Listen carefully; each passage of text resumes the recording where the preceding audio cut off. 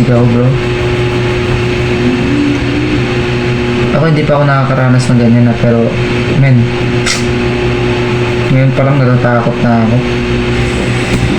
Literal na tulala talaga ako ng mga oras na to sa gulat.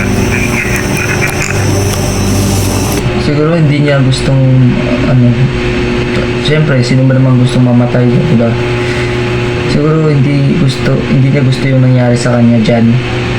Siguro ni-rape yan or something na brutal talaga yung ginawa sa kanya.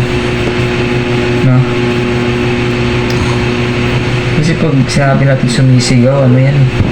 Humihingi ng hustisya, humihingi ng tulong, ganyan. Ang ina. Creepy. Long best na sigaw na yun. Para mas accurate, pre. Ang itatanong ko ba mismo? My choices. Sa nakikipag-usap sa amin, isa ka bang civilian o militante? Namatay ka ba nung gera? Namatay ka ba sa bomba o sa bala? Nakikipag-usap sa amin. Sabi ng multo, tapon mo naman tanong. Ang daming tanong eh, no? Kasi, iba yung multo, hindi talaga makakapagsalita ng sobrang daming sagot. Yung nagpaparamdam na sa mga one word, ganyan, no? Tanginang mukha yan. Nakabang civilian o militante.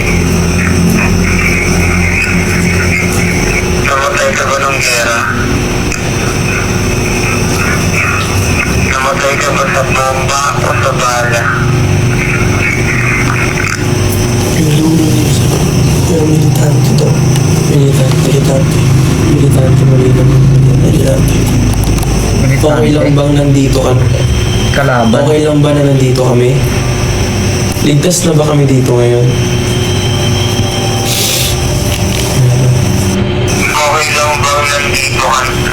Okay lang ba na nandito kami? Ligtas na ba kami dito ngayon?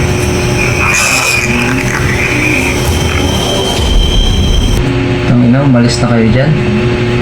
Sinasabi ko sa inyo, Zargaro, umalis na kayo dyan.